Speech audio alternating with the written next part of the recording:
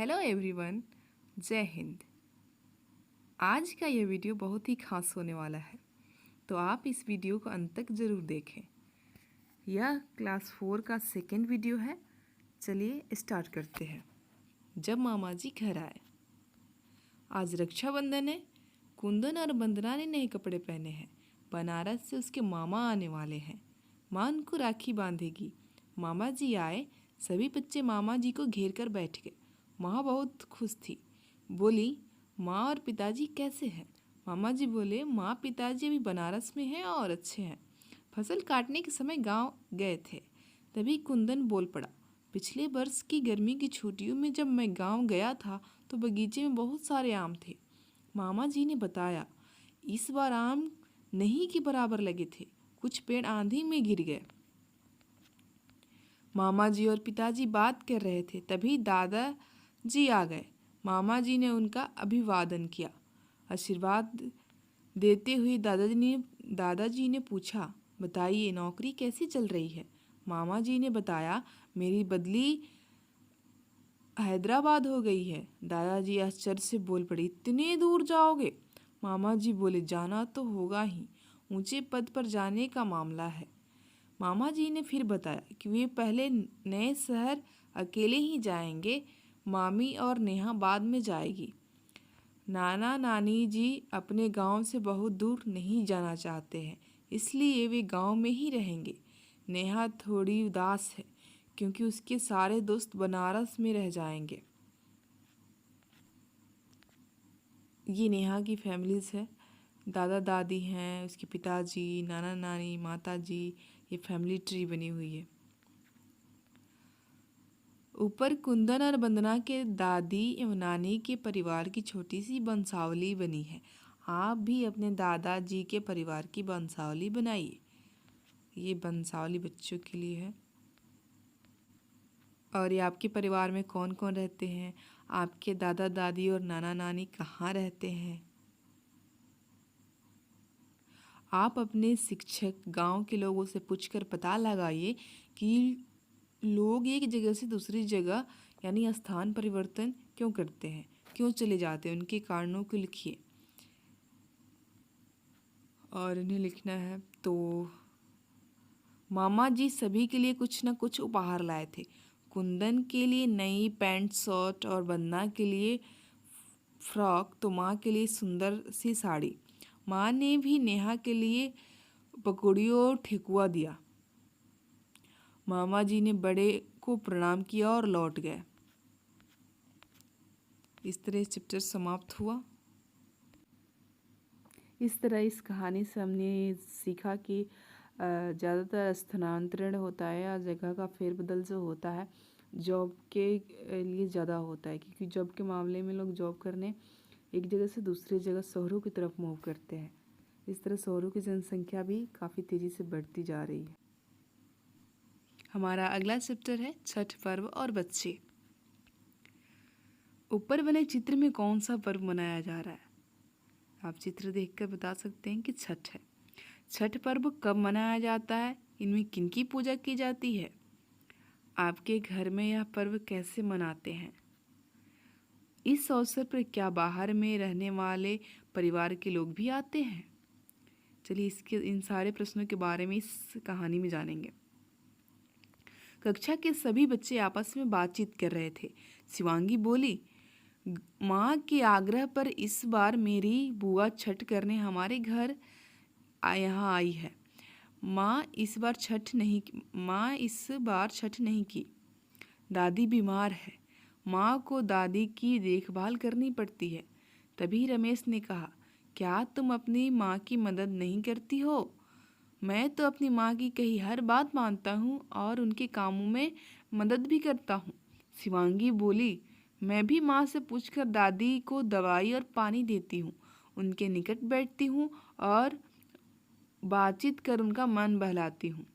आप अपने बड़ों की मदद कैसे करते हैं? यह बातचीत विकास बड़े आनंद से सुन रहा था।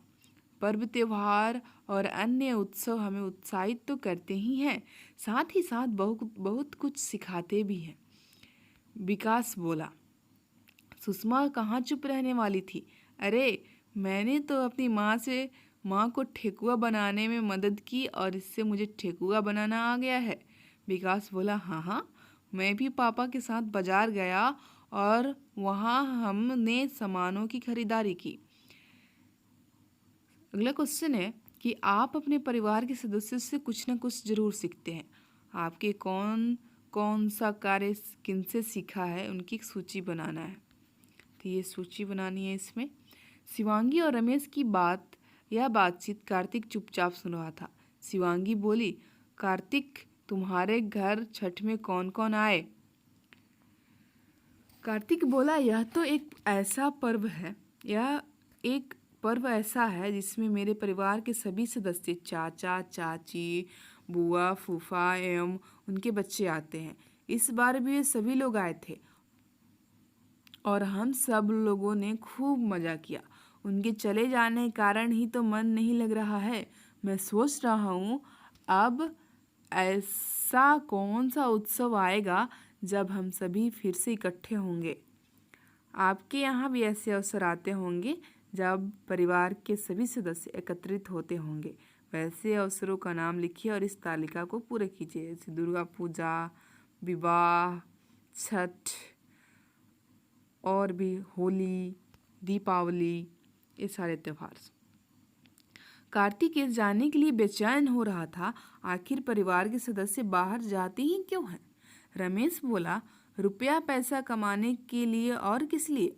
रुपए से ही घर बनता है, कमीज पैंट आती है, इलाज होता है, भोजन मिलता है। शिवांगी जोर से हंसी और बोली, भला रुपया भी कोई खाता है? आपके परिवार में रुपए की आवश्यकता पड़ती होगी। यह रुपए आपके परिवार के लोग किस प्रकार कमाते हैं? 5 से 10 वाक्यों में लिखिए। आपके परिवार में विभिन्न प्रकार के कार्य होते होंगे। कुछ कार्यों से आमदनी होती होगी और कुछ कार्यों से आमदनी नहीं होती होगी। आप अपने अपने दोस्त और आस पड़ोस के परिवार से बात कीजिए। पता लगाइए कि किस कार्य से आमदनी होती है तथा किस कार्य से नहीं। विभिन्न परिवारों में उस कार्य को करने का निर्णय कौन लेते हैं?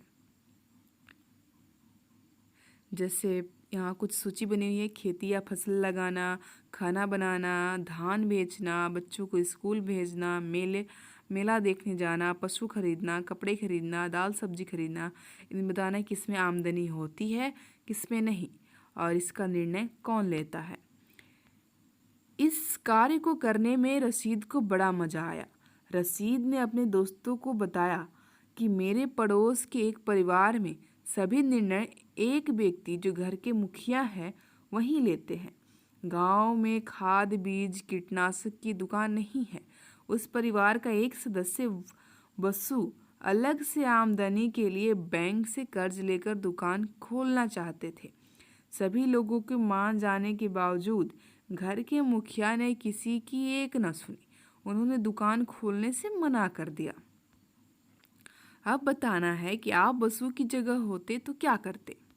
क्या आपके साथ कभी ऐसा हुआ है कि आप कुछ करना चाहते हैं पर घर के बड़ों ने मना कर दिया हो? यहाँ तो लोकतंत्र नहीं है, सीधी राजतंत्र दिख रहा है। आपके घर में जरूरी फैसले कौन लेता है? इस बारे में आप क्या सोचते हैं? अगर आपके परिवार या रिश्तेदारी में हमेशा एक ही व्यक्ति अपनी बात मनवाता रहे तो आपको कैसा लगेगा? जाहिर सी बात है कि अच्छा नहीं लगेगा। अब तो हम लोकतांत्रिक जीवन जी रहे हैं, तो सबका साथ सबका विकास ज़रूरी है। जैसा प्रधानमंत्री जी कहते हैं, सबका साथ सबका विकास। तो ये ज़रूरी नहीं कि घर का एक ही व्यक्ति सारे फैसले लेते रहे। शिवांगी ने कहा, मेरी दीदी पढ़ने के लिए भुवनेश्वर जाना चाहती थी। पिताजी ने कहा, ऐसा नहीं हो सकता, वहाँ उसे हॉस्टल में रहना होगा, उसे वहाँ कोई देखने वाला नहीं रहेगा। पिताजी ने दीदी से कहा, पढ़ना है तो यहीं पढ़ो या पढ़ना बंद करो। दीदी रुआंसी हो गई। माँ ने समझाते हुए कहा, लड़कियाँ अंतरिक्ष की सैर कर रही हैं और आप इसे भुवनेश्वर नहीं जाने देना चाहते हैं। चाचा ने भी कहा, लड़कियां पढ़ेंगी तभी तो आगे बढ़ेंगी। पिताजी को भी लगा ये लोग ठीक ही कह रहे हैं। अंत में सब लोगों ने तय किया कि दीदी भुवनेश्वर पढ़ने जाएगी। इस तरह इस चैप्टर समाप्त होता है और इससे हम विभिन्न त्योहारों के बारे में जानते हैं, जहाँ हमारे रिश्तेदार, हमारे परिवार के अन्य सदस्य जो किसी कार्य की वजह से कहीं दूर चले गए हैं, दूर रहते हैं, वो सभी एक जगह इकट्ठे होते हैं और किस तरह परिवार में फैसले लिए जाते हैं, एक आदमी पे डिपेंड रहता है या कि सभी मिलजुल के फैसले लेते हैं, मतलब राजतंत्र है या लोकतंत्र, इसके बारे में हमने समझा और दोनों में कौन सा सही है। हमारा अगला चैप्टर है आओ बनाए नक्शा। एक दिन प्रशांत के पिताजी ने उसे चिट्ठी डालने डाकघर भेजा। नीचे इस रास्ते का एक नजरी नक्शा दिया गया है। इस नक्शे में रास्ते में आ रही अलग अलग चीज़ों और जगहों को किसी न किसी संकेत से दर्शाया गया है। आप इस नक्शे को देख सकते हैं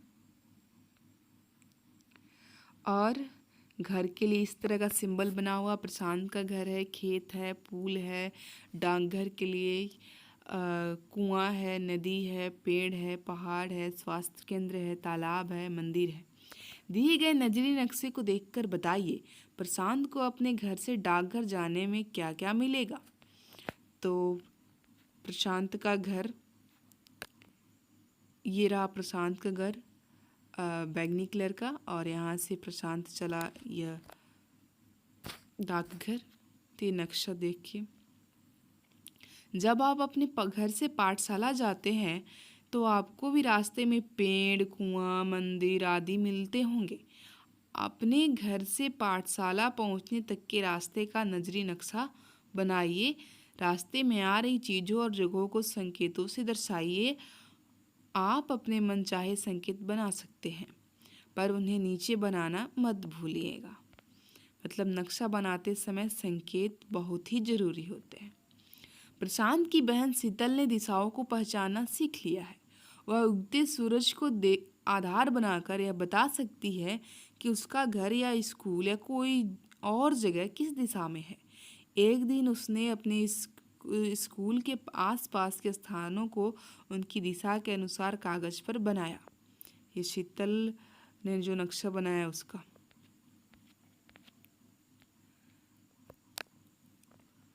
ये उत्तर, दक्षिण, पश्चिम, पूरब। शीतल का स्कूल है, बगीचा है जो उसके पूर्व में है, ये सूर्य है। प्रशांत ने जब शीतल का बनाया हुआ नक्शा देखा तो बोला, नक्शा तो तुम्हारा बिल्कुल सही है, लेकिन कागज पर जब नक्शा बनाते हैं तो उत्तर दिशा हमेशा ऊपर की ओर रखते हैं। मतलब किसी स्थान से उत्तर की ओर के स्थानों को ऊपर की ओर बनाया जाएगा, दक्षिण की ओर के स्थानों को नीचे की ओर। इस प्रकार कागज की दाईं ओर पूर्व के स्थानों को और बाईं ओर पश्चिम के स्थानों को बनाया जाता है। इस बात को समझने के लिए मैं अपने नक्शे पर यह चिन्ह बनाता हूँ। ये प्रशांत ने शीतल को समझाया। अगर कि नक्शे कॉपी बना रहे हैं तो हमेशा ऊपर होता है और नीचे दक्षिण होता है। तो ये दिशाओं का ज्ञान कि जब हम नक्शा बनाएं तो किधर हम अपनी दिशा किधर रखें, किस तरह से रखें, ये बहुत ही ज़रूरी। इससे बहुत सारे क्वेश्चंस आते हैं एग्ज़ाम में। अब प्रशांत का बनाया नक्शा। प्रशांत ने नक्शा बनाया, ऊपर में उत्तर है, नीचे दक्षिण है और पूरब है, पश्चिम है। प्रशांत ने स्कूल बनाया बीच में, उत्तर में पहाड़ है, दक्षिण में अस्पताल है, पूरब में बगीचा है और पश्चिम में प्रशांत का घर है। इस तरह से नक्शा। शीतल के नक्शे और उसके भाई के नक्शे में क्या फ़र्क है, दोनों को चित्र देखकर समझाइए। शीतल ने जो नक्शा बनाया था वो सही था, लेकिन उसकी जो डिजाइनिंग थी वो सही नहीं थी, मतलब रखने का तौर तरीका सही नहीं था। हमेशा उत्तर ऊपर दिशा में ऊपर की तरफ होता है और नीचे की तरफ दक्षिण होता है, ये शीतल ने ठीक नहीं किया था। आपके स्कूल के आसपास के स्थानों का नक्शा इस प्रकार से बनेगा, मतलब उत्तर हमेशा ऊपर में होगा। आज़ाद ने नक्शा बनाया। अपने कक्षा 3 में दिशा पहचाना सीख लिया था। आपने इस कक्षा में आपने यह सीख लिया कि नक्शों में दिशाएं कैसे दर्शाई जाती हैं। मतलब उत्तर जो होगा हमेशा ऊपर की तरफ होगा और नीचे की तरफ दक्षिण होगा। और संकेत सूची किस प्रकार बनाई जाती है आपने इस कक्षा में सीख लिया। ये उत्तर, पूरब, पश्चिम, दक्षिण, उत्तर, दक्षिण, पूरब, पश्चिम। यह नक्शा आजाद ने बनाया है। यह उसकी पाठशाला के आसपास का नक्शा है। नक्शे में खेत, घेरा आदि दर्शाए गए हैं। उसने नक्शे की संकेत सूची भी साथ बनाई है। आजाद ने आपकी मदद के लिए दिशा तीर भी बनाए हैं। और ये नक्शे को देखकर कुछ क्वेश्चंस हैं जिन्हें आपको बताने हैं। तो दिशाओं का ज्ञान करने के लिए कि सूर्य की तरफ मुंह करके खड़े हो जाइए। आप सूर्य की तरफ मुंह करेंगे तो पूरब होगा और आपका पीठ पश्चिम होगा और आपका दायां हाथ दक्षिण होगा और बायां हाथ जिस साइड में होगा वो उत्तर होगा। इस तरह दिशाओं का ज्ञान। लेकिन जब मानचित्र पर बनाते हैं तो हमेशा ऊपर वाली जो दिशा ऊपर जो होगा वो हमेशा उत्तर होगा। इस तरह हमें किस तरह दिशाओं को दर्शाते हैं ये से हमें ख्याल रखना होगा। बढ़ते हैं अगले चैप्टर की तरफ। हमारा अगला चैप्टर है अपना प्यारा घर। नन्ही गौरैया को अंडे देने हैं। वह चाहती थी कि एक बढ़िया घोंसला बनाए जहां वह सुकून से अंडे दे सके और अपने बच्चे की सुरक्षित देखभाल कर सके। घोंसला बनाने के पहले उसने अन्य पक्षियों के घोंसले को देखना जरूरी समझा। सबसे पहले वह गुटकू कबूतर से मिली। गुटकू दादा, एक बढ़िया घोंसला बनाने के लिए मुझे तुम्हारी सलाह चाहिए। घोंसले को बढ़िया बनाने में मेहनत करना तो बेकार ही है क्योंकि ज़्यादा से ज़्यादा महीने भर के लिए ही घोंसले की ज़रूरत रहती है। मेरी तरह कहीं भी 4 तिनके जमाओ और काम चला लो, यह गुटकू कहते हैं। मतलब गुटकू दादा कौन है? कबूतर। यह भी कोई बात हुई, नन्ही ने सोचा और बिना कुछ कहे वहाँ से चली गई। रास्ते में मिट्ठू मामा से मुलाकात हुई। मतलब ये जो चिड़िया है वो कबूतर के पास जाती है जिसका नाम गुटकू है। बोलती है गुटकू दादा, मुझे घोंसले बनाने हैं और तुम्हारी ज़रूरत मतलब तुम्हारी सलाह चाहिए। तुमने कैसे बनाया तो बता दो। तो ये गुटकू दादा जो कहते हैं कि घोंसले की ज़रूरत 1 महीने के लिए ही होती है और कहीं भी 4 तिनके रख दो और वहाँ घोंसला बन जाएगा। चिड़िया को ये अच्छा नहीं लगता और वहाँ से चुपचाप चली जाती है और रास्ते में वो मिट्ठू मामा से मुलाकात करती है। मिट्ठू मामा, मुझे एक शानदार घर बनाना है, मेरी कुछ मदद करोगे? बनाती क्यों हो? मेरी तरह कोई कोटर देख लो ना। मिट्ठू मामा कहते हैं कि घर क्यों बनाना, मेरी तरह कोई कोटर मतलब कोई छिद्र वगैरह देख लो पेड़ की तनों में या घरों के अंदर। ये आप देख रहे हैं फिगर में कि किस तरह से ये कोटर में घरों के कई छिद्र है, वहाँ ये मिट्ठू मामा बैठे हुए और ये इनका घर बन गया है। नन्ही ने कोटर में झांक कर देखा। बाप रे, यह घर है या अंधेर कुआं। इसके बाद नन्ही बया से मिली। बया बोली, मेरा घोंसला बेशक शानदार है लेकिन यह तुम्हारे लिए बड़ा मुश्किल होगा नन्ही। वैसे भी इसमें खिड़कियां तो है ही नहीं। नन्ही ने मन ही मन सोचा और दर्जिन के पास पहुंची। मतलब ये मिट्ठू के पास मतलब तोते के पास से ही जाती है बया चिड़िया के पास। बया, ये आप फिगर देखिए, बया का घोंसला है नीचे की तरफ से, बहुत ही प्यारा घोंसला। बया हमारी चिड़िया रानी। तो ये बया की चिड़िया और ये बताती है कि इसमें तो खिड़कियां हैं ही नहीं और ये घोंसला भी नन्ही को पसंद नहीं आता है और वो दर्जिन के पास जाती है। दर्जिन उस समय घास के मजबूत रेशों से पत्तों को सीलकर घोंसला बना रही थी। सुई का काम अपनी नुकीली चोंच से ले रही थी। मतलब ये दर्जिन चिड़िया ऐसी चिड़िया होती है जो अपनी चोंच से सुई जैसे सिलकर, पत्तों को सिलकर अपना घोंसला बना लेती है। इसको दर्जी चिड़िया के नाम से भी जानते हैं। सुई का काम अपनी नुकीली चोंच से ले रही थी। दर्जिन गर्व से नन्ही की ओर देखती हुई बोली, तुम्हारे लिए मेरे जैसा घोंसला बनाना तो संभव ही नहीं है, क्योंकि तुम्हारे पास मेरी जैसी चोंच नहीं है। तुम बुलबुल पंडुकी और कालू कौवे का घोंसला देख लो, उन्हें आसानी से बनाया जा सकता है। मतलब ये दर्जन चिड़िया बोली कि मेरे जैसा घोंसला बनाना तो किसी की बस की बात नहीं है, मतलब उसके लिए मेरे जैसा चोंच जो चाहिए। तो वो बोलती है कि जाके तुम बुलबुल पंडुकी और कालू कौवे का घोंसला देख लो, उनके घोंसले आसान होते हैं, बना सकते हैं।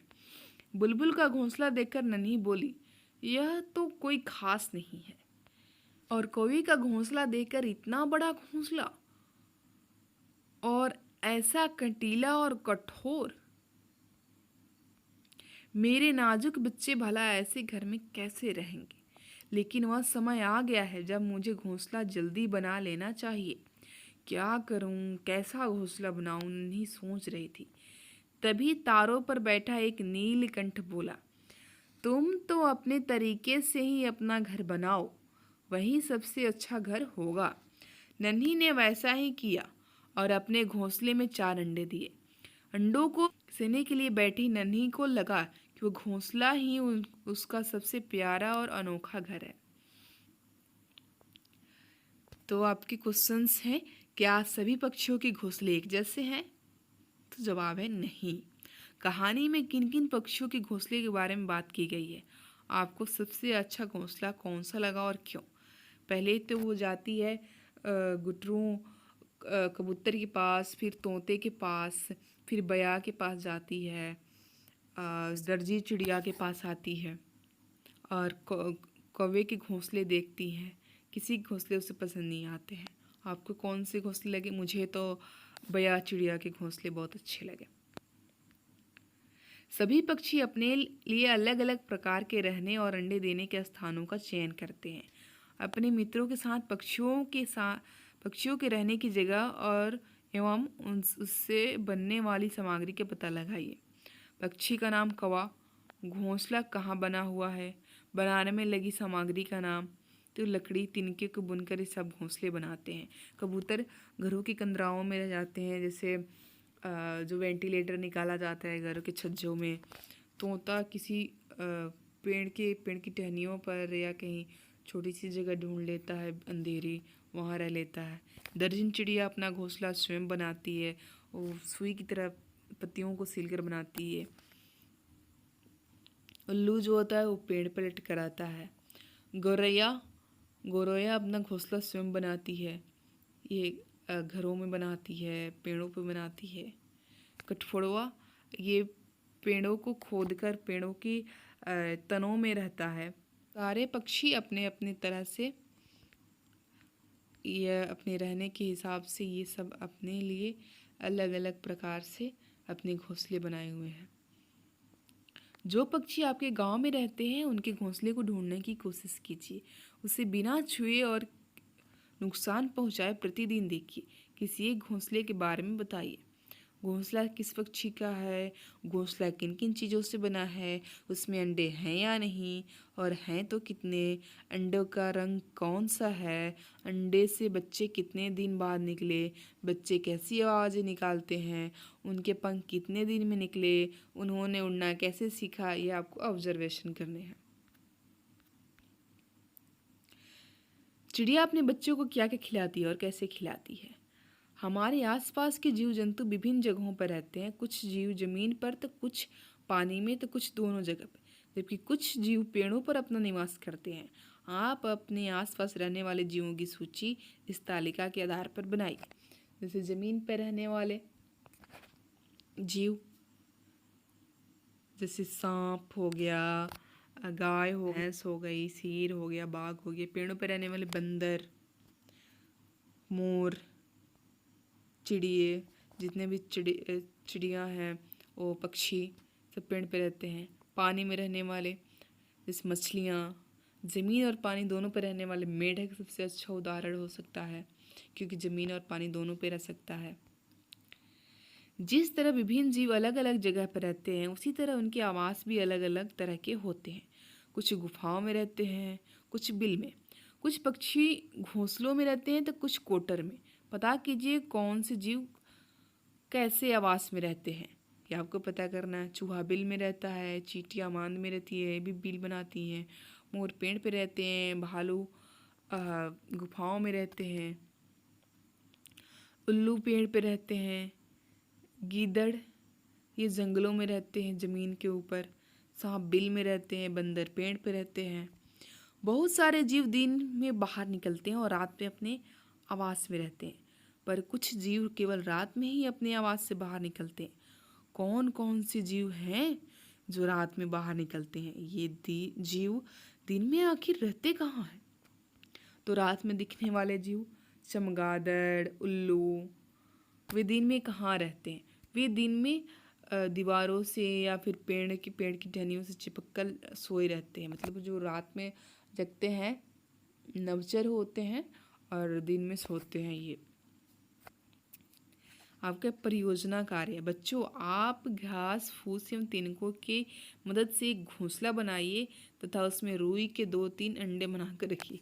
मतलब आपको घोंसला बनाने हैं और अंडे भी आर्टिफिशियली बनाने हैं। तो ये आपके लिए परियोजना कार्य है। और इस चैप्टर में हमने सीखा कि जितने भी पक्षी हैं सबके घोंसले अलग प्रकार के हैं। किसी को 1 महीने के लिए घोंसले की ज़रूरत पड़ती है जब अंडे देने की बारी आती है, किसी को सालों भर ज़रूरत पड़ती है। और सबके घोंसले जो होते हैं, सबके जो घर जो होते हैं, सबके रहने और उनके व्यवहार के हिसाब से सब अपने अपने तरीके से और अलग अलग होते हैं। उनके रहने के स्थान भी अलग, कोई रात में कोई रात में जगता है, कोई दिन में जगता है, कोई रात में भोजन की तलाश में निकलता है, कोई दिन में निकलता है। तो सब जीव एक दूसरे से अलग अलग हैं, विविधताएं अधिक हैं। आज की वीडियो में बस इतना ही। मिलेंगे अगले वीडियो के साथ। जय हिंद।